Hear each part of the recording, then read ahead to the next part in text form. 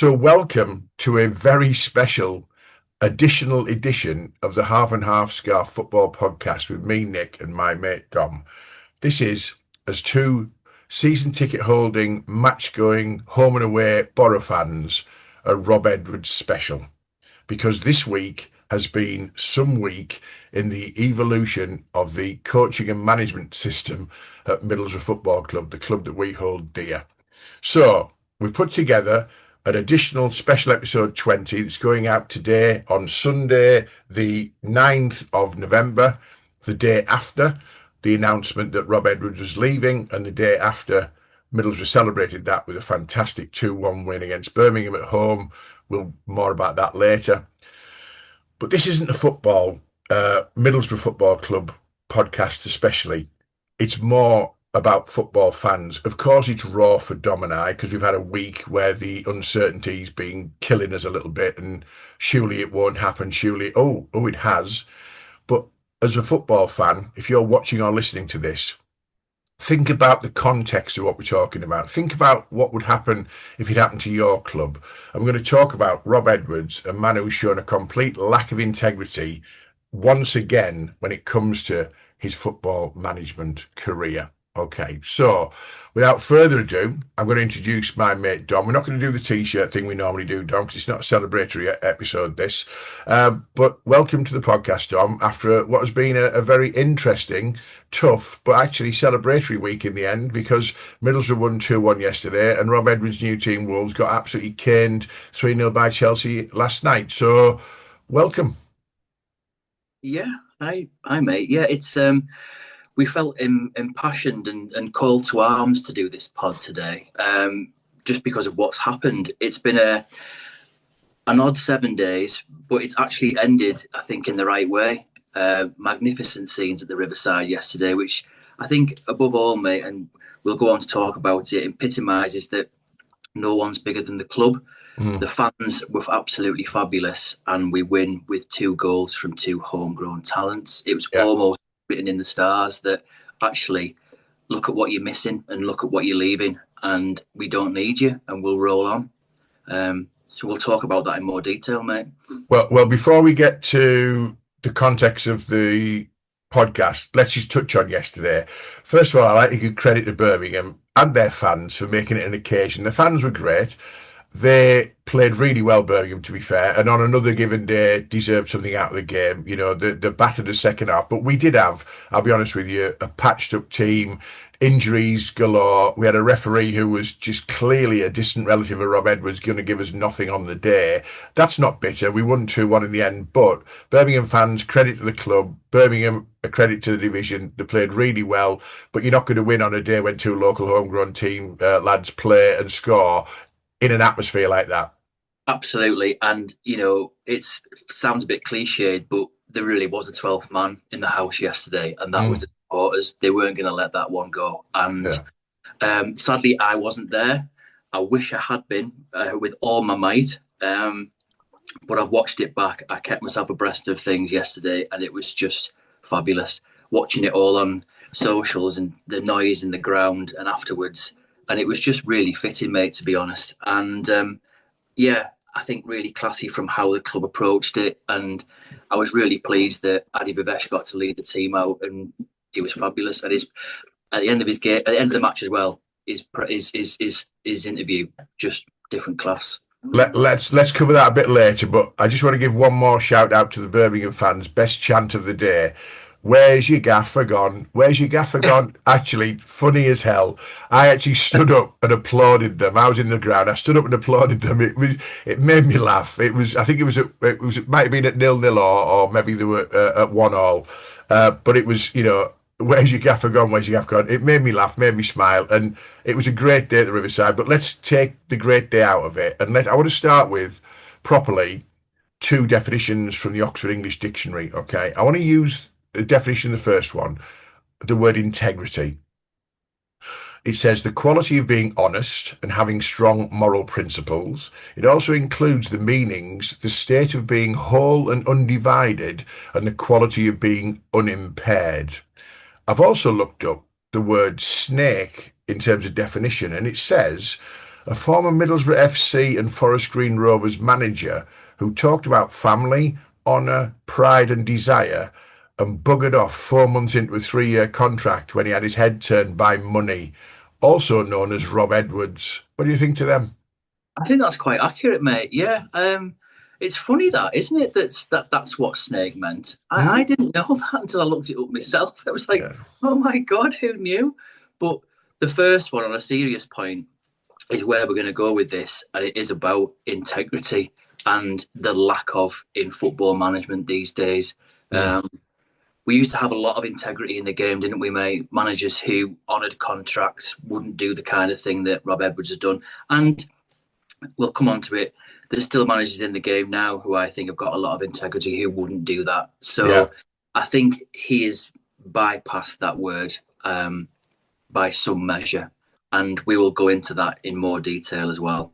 Okay, well, I want to read out the classy statement that Middlesbrough Football Club made just before kick-off yesterday, about 2 hours before kick-off. And it said, subject to the completion of agreement with Wolverhampton Wanderers, given head coach we've given Rob Edwards permission to speak to Wolves. We initially rejected an approach from Wolves on the basis that Rob had signed a 3-year contract with MFC less than 6 months ago.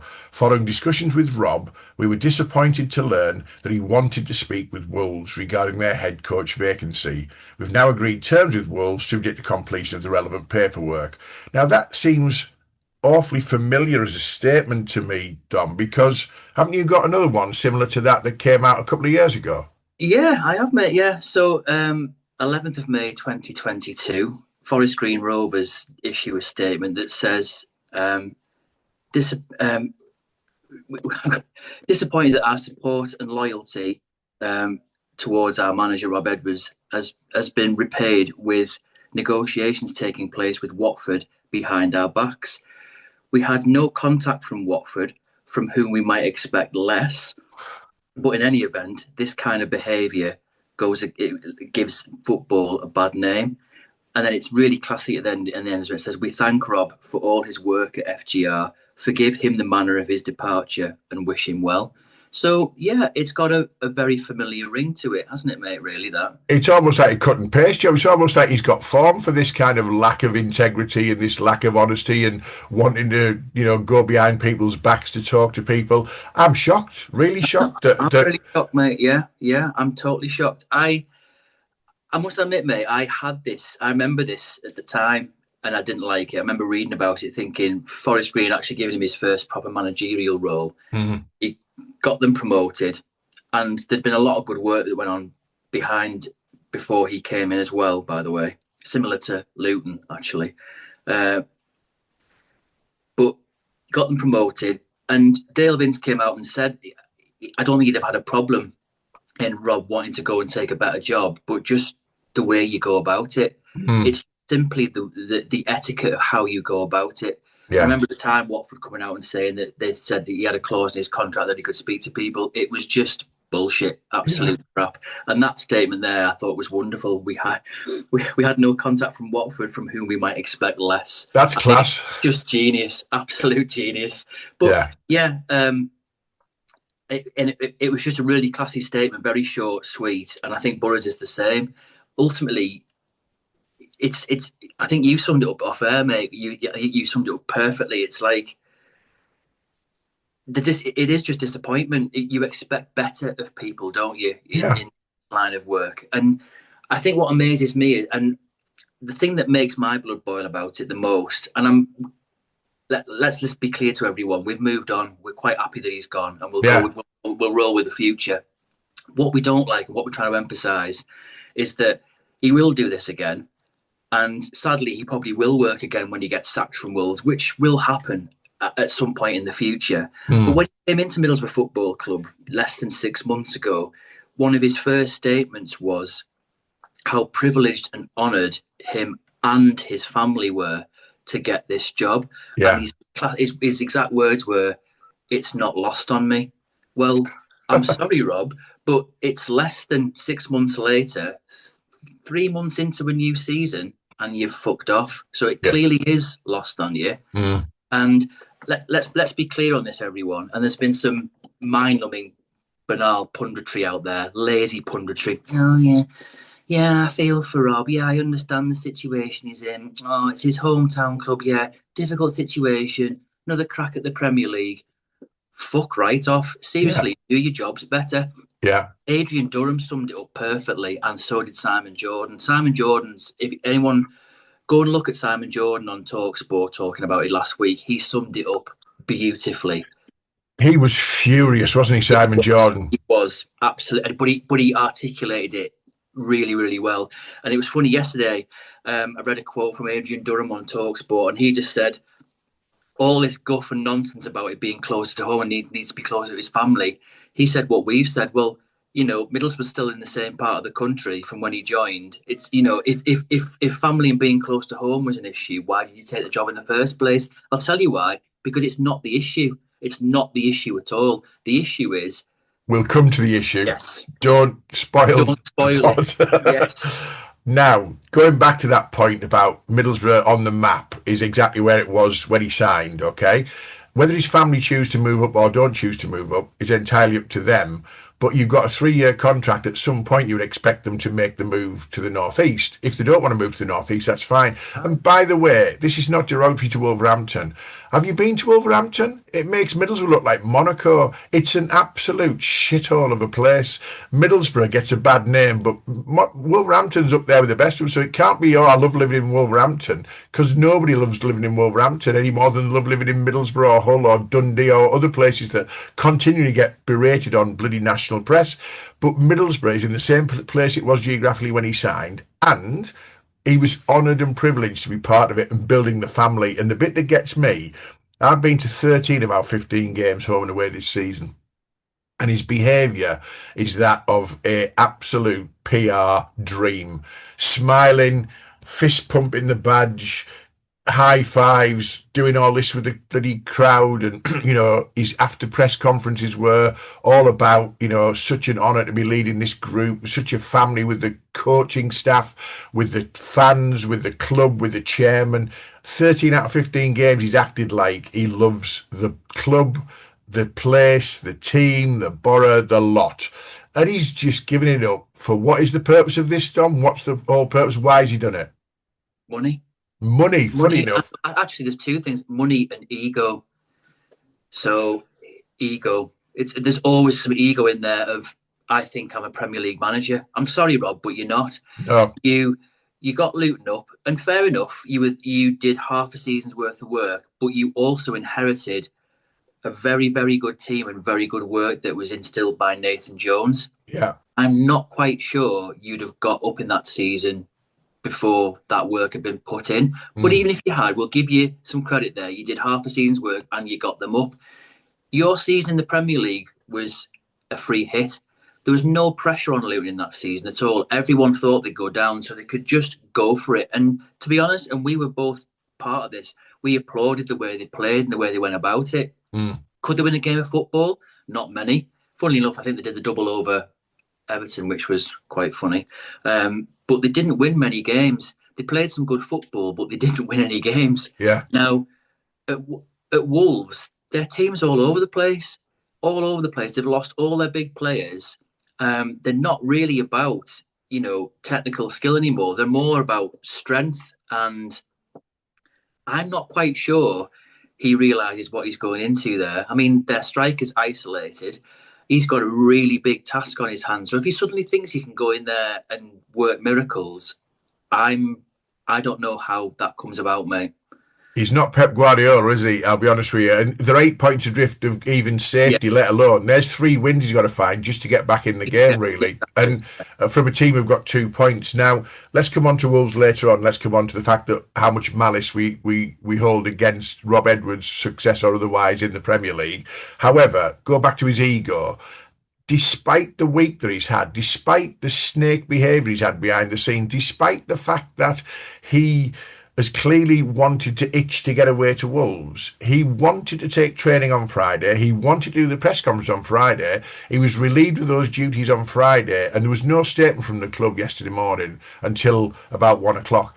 And then it comes out that if Middlesbrough Football Club hadn't said to Rob Edwards, we're standing you down from your first team duties, he actually said he wanted to take the team at the Riverside yesterday against Birmingham City after the week that he's had. He's either got balls of steel or absolutely no self-awareness or just an ego like King Midas, because he wouldn't have got pelters. There'd have been a safety issue and a concern for his safety Yeah, after what he's done this week.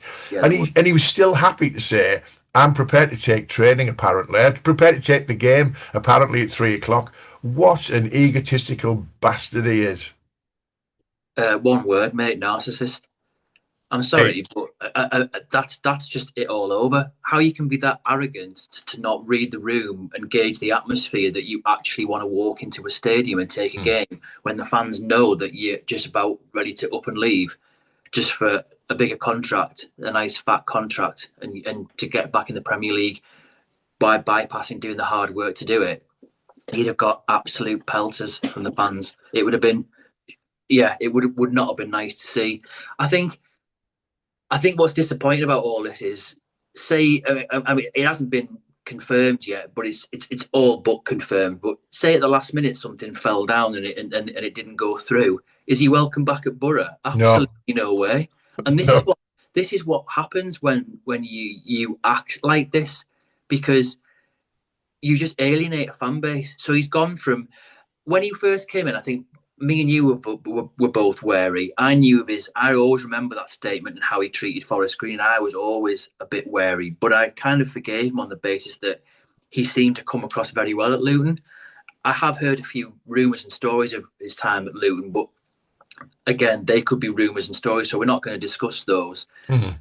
which don't put him in a favourable light. But we were still nervous when he came in at Borough. But like you said, because it started so well and the way he talked and the way he enthused about the club, you buy into his PR way of how he speaks. Mhm. So not that you wholeheartedly buy into it and trust it completely, but you think, well, okay, he really seems to get us and is enjoying it and loving it.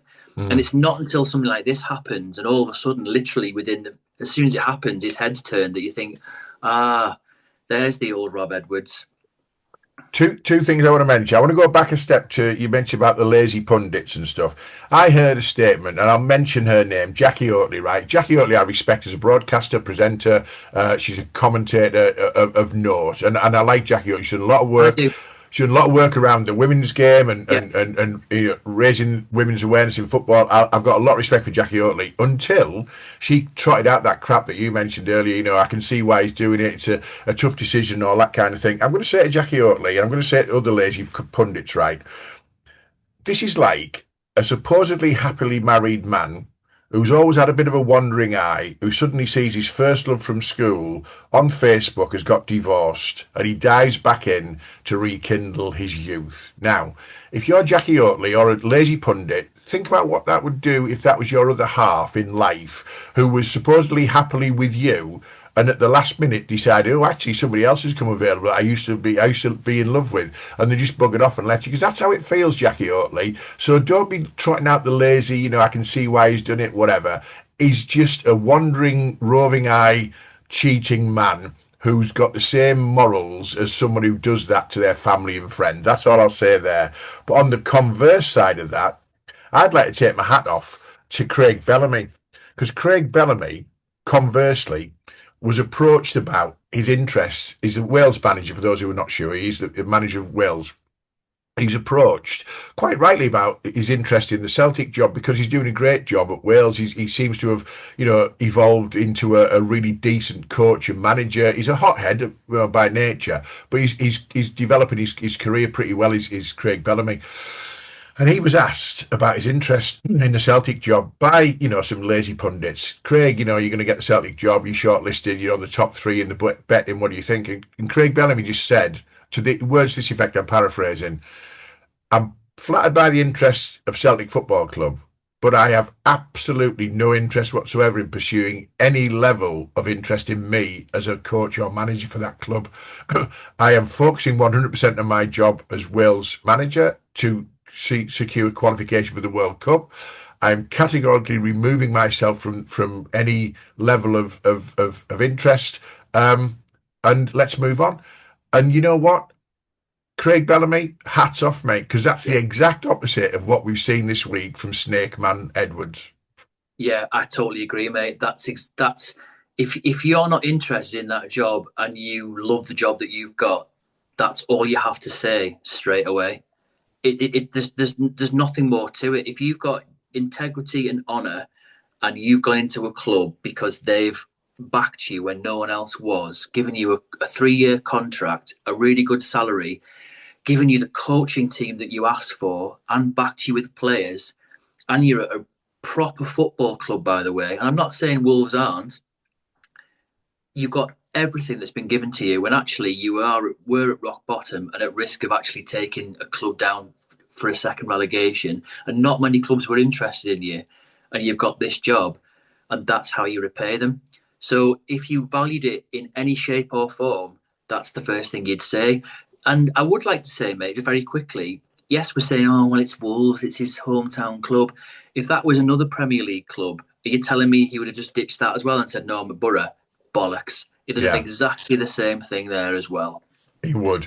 Just going back a bit there in terms of kind of his lack of integrity and approach. A friend of the pod, Simon Jennison, who watches with his wife Michelle, sent me a note yesterday. It made me laugh. He said, I've already done a draft at Rob Edwards' resignation statement, or his moving on statement. And I think I just read out Simon's efforts, really. It's really good, really. I'm just helping draft his leaving statement. This has been the hardest decision of my professional career. If it wasn't one of my former clubs, I wouldn't go. Heavy heart, etc. Oh, I forgot. The fans have been fantastic. Oh, Borough, a great club. Should be in the Premier League soon. I wish them nothing but the best. At some point, Edwards will feel egotistically like he needs to trot out some moving on statement. First of all, Rob, don't bother because you've gone. We don't give a shit. Secondly, whatever you say, no one will believe you. But thirdly, that sounds exactly right, Simon, the kind of guff that we get from a Yeah, guy who's got no integrity whatsoever. absolutely, mate. It's the usual bollocks. And coupled with that, he will then roll out all the stuff about it's an honour and a privilege to be here. And it's not lost on me. So it's like, oh, really?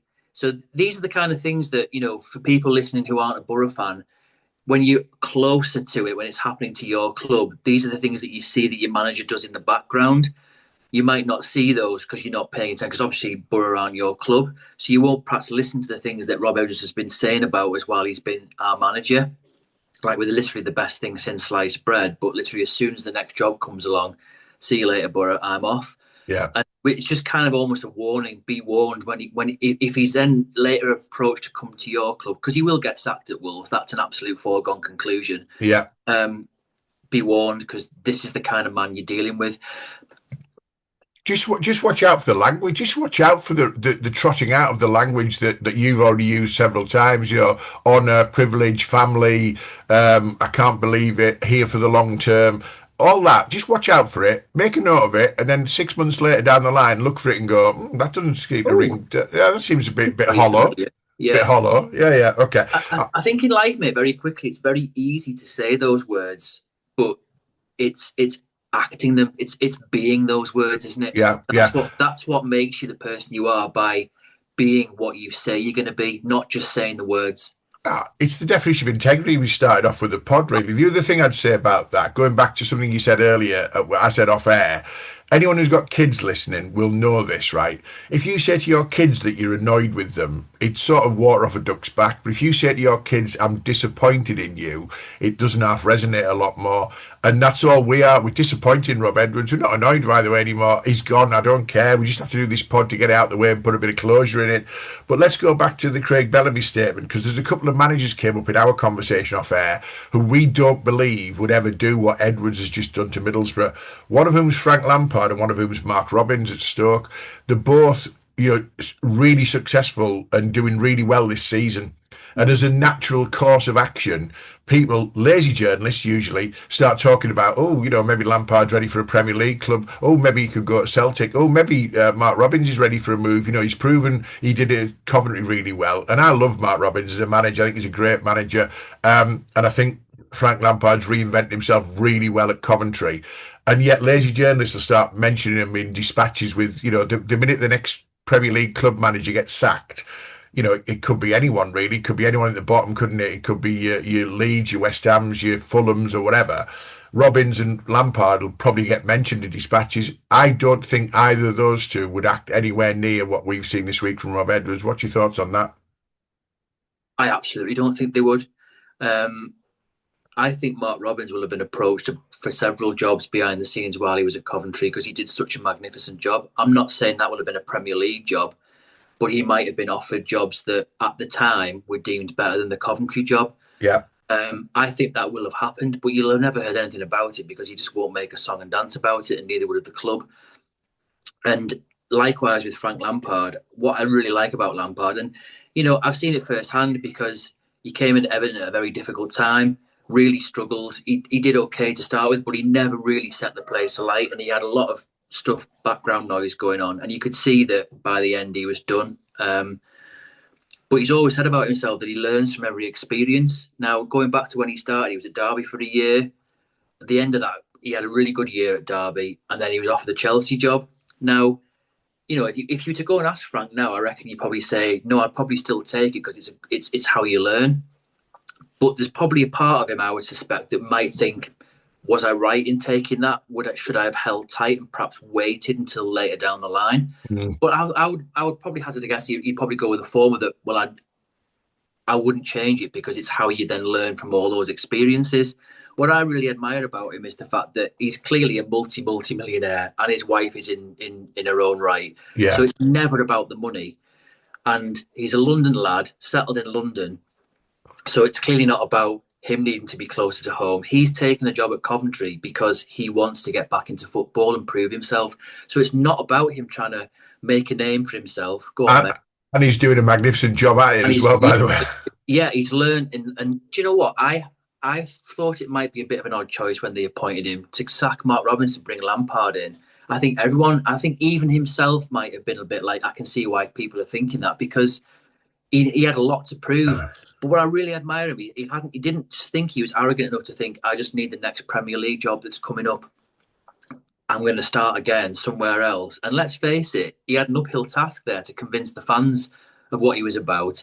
But it's clicked, and he hasn't actually had to bring in loads of new players. He's just changed and built on what Robbins did, and he's come out and said that he's just tweaked what Mark Robbins put in place. But I don't think he's the kind of person who would do, and we said Mark Robbins, what Rob Edwards has done.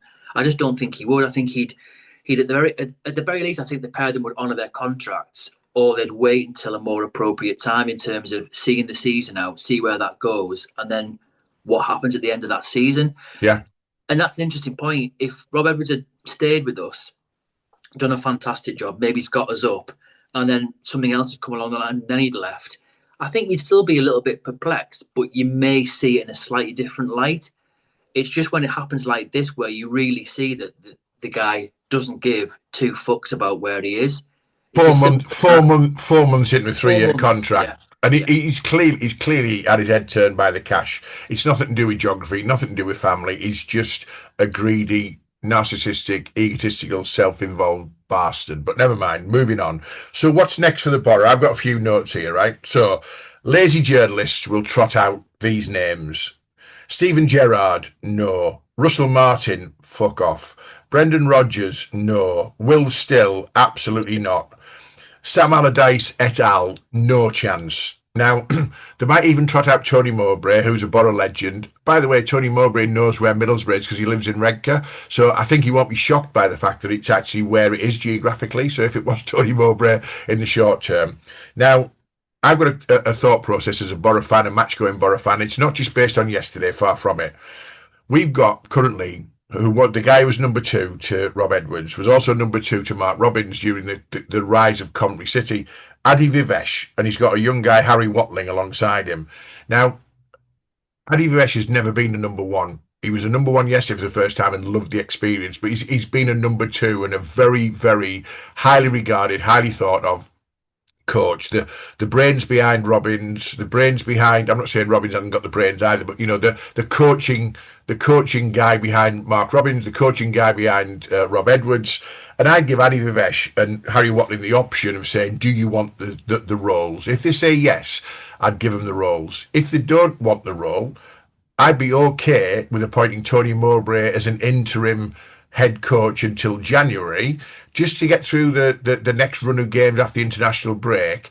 Because Tony's not been in great health, he's a Borough legend, he's a safe pair of hands. It gives us time to find the right person. And that right person, by the way, might be Tony Mowbray if we win all 6 or 7 games. But I think that's where we go. But once we start trotting out Gerrard, Russell Martin, Brendan Rodgers, Will Still, Sam Allardyce, get better at being a journalist, because none of them were a fit for Middlesbrough. None of them we want, and none of them should get anywhere near the job. What's your thoughts on that list?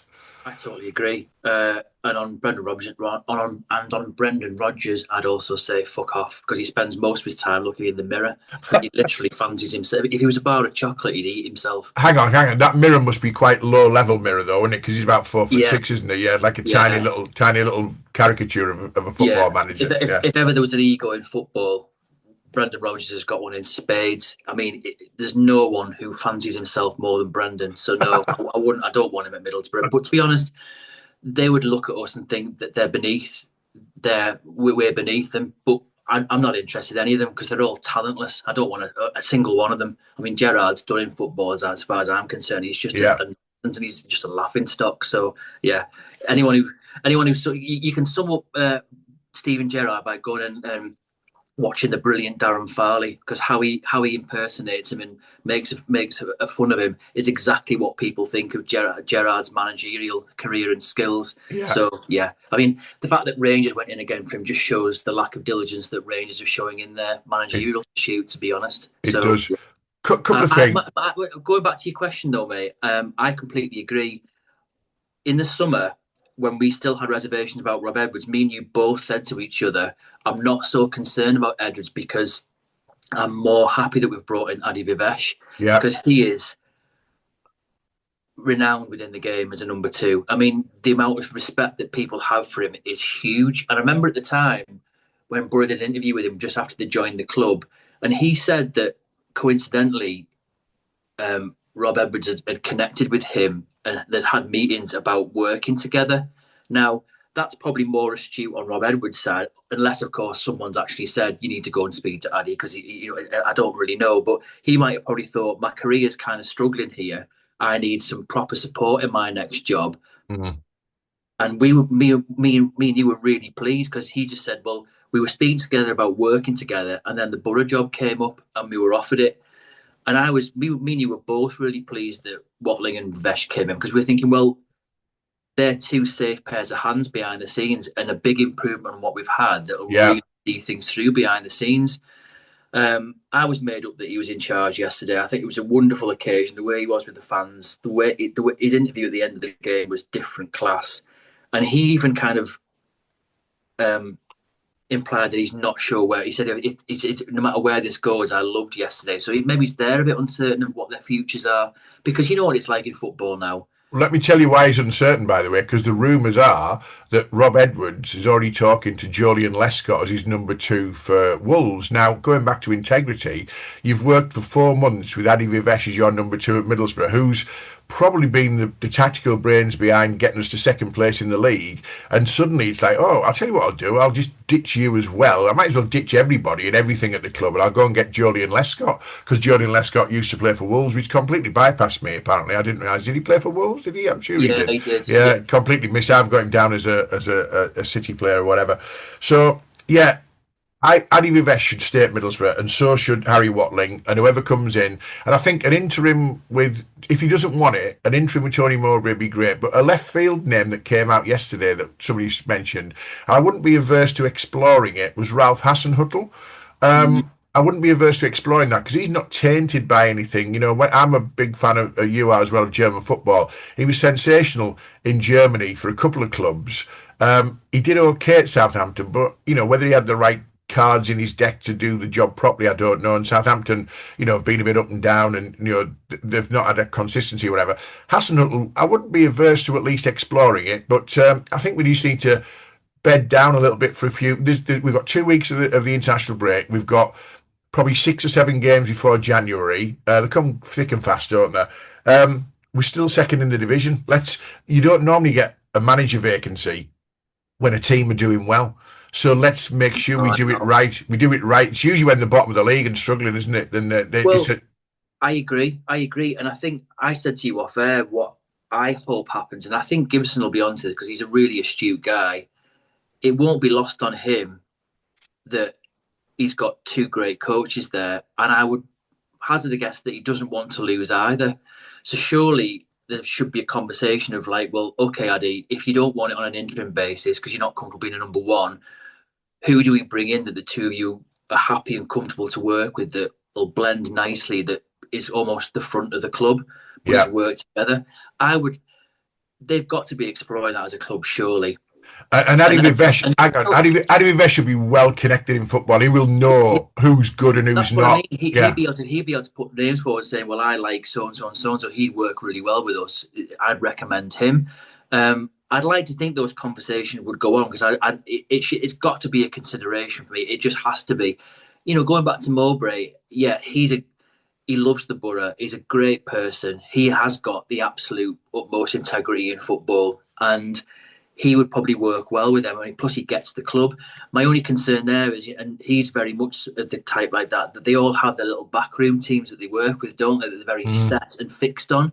I'm not saying that he wouldn't be averse to changing that, but I sometimes find that a worry in football that some managers very much like to work with the same people and they don't really want to come in and work with other people. I just think getting rid of those two in the backroom staff would be a bad move, and I think Borough probably recognise that because there's been no noise or mention of the pair of them going with Edwards, and I think if they were, they wouldn't have been in charge yesterday. But things can change. You never know. But I just don't see that happening. And there was a few things in the way Addy spoke, and maybe it's my imagination, but just the way he spoke about how the week's been, he was so eloquent, and he didn't make any subtle digs or anything, but it made me think, I'm not quite sure you're very happy about how this week's panned out, really. And I bet it was a bit of a surprise to you as well. But then maybe it's people like that in football, they've worked in it a long time. Maybe nothing's a surprise to them, because let's face it, behind the scenes, football comes across as being very sophisticated and stuff, but behind the scenes, it's still run like a nonsense most of the time. Not at Middlesbrough, by the way. And I know we might sound biased, but honestly, we're not. And I'd say it's very briefly, Steve Gibbs will be the first to say, I've made mistakes. Every chairman will. It's football. You're not going to get everything right. But if you look at his track record of how he operates, it'd be safe to say that he does try to do his diligence. I'll say one other thing about, and he gets criticised for this, he very rarely tries to poach a manager. And I think he doesn't do that because he knows the effect it'll have on that club and that fan base, because you only really poach a manager who's doing well at a club. And I think he's that honourable that, and he does get criticised for it, for always taking managers that are out of work. But I actually think his belief structure is, I don't want to go and fuck another club over just for my benefit. Whereas the likes of Wolves will happily do that in a heartbeat. I mean, let's talk about that very briefly, mate. So this is Wolves' diligence. So, let's go back we posted it in our group, didn't we? So they appoint Pereira, and 45, well, a bit more than that, 52 days ago now, they think he's such a great manager that they give him a 3-year contract. Brilliant. We've done our research. He's the man for us. We'll back him. We backed him in the summer. Oh, he's had a really crap start to the season. Hasn't won a game, but he's the man for us. Let's reward that. We'll give him a nice new contract and pay a rise. 45 days later, he's not the man for us. He's lost 5 more games. Let's sack him. Who should we bring in? I know, let's go and get Gary O'Neill because we sacked him before, but he's the man for us. We've done our diligence and Gary's the man. Gary turns you down. And why he even entertained it, I do not know. And he speaks highly of the club. Christ knows why. I know. Oh, God, what do we do now? Oh, Rob Edwards, he seems to be doing okay at Middlesbrough. Used to play for us, was a coach for us. Brilliant, let's do that. And I'm not being funny. I reckon that is the conversation they've had. Jeff Shee, tell you what, mate, stick your head up your arse and fuck off while you're at it, because you'll ruin him and you'll ruin the next manager that comes in and the next and the next and the next, because you're just running your club like a fucking shit stain, basically. Okay, now great. That's a great description, by the way. And what I would say about Wolves is historically proper club, great ground. Historically, love all that. Right? Nothing wrong with Wolves. I'm not sure Wolverhampton's. And I've we're never. not getting at fans, by the way, either. This is No, us, the running of their club. We're not criticising any of their fans. and I would say I've been talking to a few Wolves fans this week. I've got a couple of clients and contacts who are Wolves fans, and they all said to me, it'd be mental coming to us because we're Yeah, actually a shit show at the moment. And the disconnect between Wolves fans and Wolves as a club has never been bigger than it is right now. So you know what? Let's finish off this episode with what do I wish for the future? Okay, I want the footballing gods to shine on this. First of all, the first wish came true yesterday that we came through a very tough game against a very good side. 2-1, two homegrown players, great atmosphere. We beat Birmingham 2-1. Second wish, last night Chelsea battered Wolves 3-0. I don't know yet because I've not watched Match of the Day whether Edwards apparently was going to be in the stadium at Stamford Bridge. Absolute wanker if he's done that. I hope that Wolves get zero manager bounce. I hope they get relegated with the lowest points ever in the Premier League. I hope they're relegated by February. Edwards is sacked by March, but only after Middlesbrough draw Wolves in the FA Cup third round and we beat them in the third round FA Cup, ideally at the Riverside, full of inflatable snakes. We had some fantastic sort of banners yesterday, really hastily made banners, by the way, yesterday about Rob Edwards and the future without him and all that kind of thing. And the chants were fantastic, right?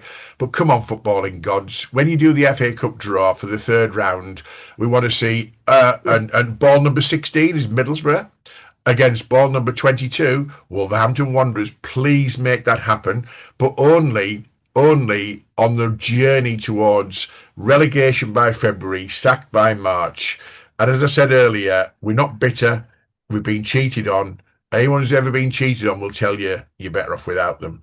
So off you trot, Snakeman. We wish you nothing but the footballing ills that you are deserving of in the future in everything that you do. That's the last time I want to even think about Rob Edwards as an individual in football or out of football because the man is dead to me. Thoughts on that? Your final statement, Dom. I agree, mate. And I reiterate, I'm not wishing ill of Wolves fans, but I just think you get what you wish for when you run like a joke. And if that's how you want to run your football club, and you're quite happy to go and royally fuck up someone else's season by poaching their manager because you're too lazy to do your own diligence and back the manager that you have, then yeah, I'm the same. I can't see Wolves getting out of this. I can't see him having a new manager bounce. I'm a little bit concerned who he'd taken as his backroom team and how he'd have a massive effect. He couldn't win a game of football in the Premier at Luton. I'm struggling to see how he turns it around at Wolves. I'm the same. I would give my right arm to have an FA Cup third round at the Riverside against Wolves. I think every Middlesbrough fan in the world would want to be there just to vent and have a good time. Can I raise one small final point on this, mate? And I think it's Gosh, just you a can. point that we can maybe just explore in a different pod. But me and you discussed it yesterday when we were having a chat. I think this raises an interesting point around, and it's been mooted before, and people just blow it out of the water and say, no, it'll never happen. But particularly on this managerial merry-go-round where clubs back their manager 1 minute and then sack them the next because they panic, it would be really interesting, and I would quite like to see this happen, and where there's a rule brought in that once the season starts, you cannot go and poach a manager from another club. So you either have to stick with the manager that you have at the start of the season and back them because logically you've done your diligence, you're happy with the manager that's in charge, you know that they're right for you, or you're willing to give them a chance. But by doing that, not only would the manager have some breathing space to actually work and not think I've got 6 games and someone coming into my dressing room every 5 minutes saying, you don't win the next game, you're fired. But also, it actually means that the club has to do better in terms of recruiting the right person and then actually fully supporting them. And I think that if they then sack their manager mid-season, the only managers they can bring in are ones that are out of work. I think it should be a rule that you cannot, as soon as that season starts, for the whole of that season, you can't go to a club and poach their manager. That way, everyone knows where they stand, and you die You fall on your sword, you die by your decisions. So if you've made the wrong choice in terms of your manager, that's your fault as a club. Yeah, And you know what? Sometimes, strangely, it might actually work out in your favour that because you've actually got to give them the season, how do you know that they might not turn it around? Because actually, they are a good manager. They just need some time and support rather than this trigger happy mentality of, well, we can do what we want. And then it would actually eliminate managers being sacked after a month or 3 or 4 games. And do you know what? It would also probably mean that Marinakis at Notts Forest wouldn't have been allowed to sack Nuno. Or if he had, and then he had brought Ange in, he'd be stuck with him now. Well, yeah. actually, maybe he wouldn't because he could still have gone and got Sean Dyche as well. But would he have made the same decisions? Possibly not. Mm. But I just think it's an interesting one, mate. That it might mean that football it adds a bit more thought to what's going on, and owners have to be more responsible. Will it happen? No, I was just about to say, mate, I bloody love that. Is it ever going to happen? No, it's not. no, There's a football transfer window on players, a football transfer window on managers wouldn't be a bad idea to explore. But I'll tell you what, chairman are never going to vote for it either. no. Turkey's voting for Christmas, mate. On that subject, on that finish, let's move on because this has been a one-off special on a Sunday, right? Okay, which means that tomorrow we've got our normal episode out, which is episode 21, sorry, because we've shoved this in as 20. So episode 21 tomorrow, we're going to talk about, because we did an episode on 19, which was about football nostalgia, which has gone down brilliantly well, by the way. We've had a lot of love for that nostalgia episode. We're going to talk about things that we love about the modern game. And not surprising, Rob Edwards won't be featured in that particular podcast episode tomorrow. So don't forget to like, subscribe, share. This has been a one-off. It's been a bit of a rant, but hopefully it's got a bit of structure. Yes, disappointing, strange week, but hey, it's a 2-week break of the international break. No football, disappointingly. That's football if you watch England. But let's just move on and let's think about a positive future. Middlesbrough Football Club currently are second in the Championship. We've been in the top 3 all season so far. We've got Adi Vivesh at the helm for now and hopefully for a bit longer. And a lot to be positive about. And none of that positivity comes from the Snakeman who's buggered off. Okay, Dom, thanks for coming on a Sunday morning. Catch up with you for the next episode and speak to you soon, mate. Yeah, will do, mate. I've loved it. Really enjoyed it. Speak soon, mate. Cheers. Cheers.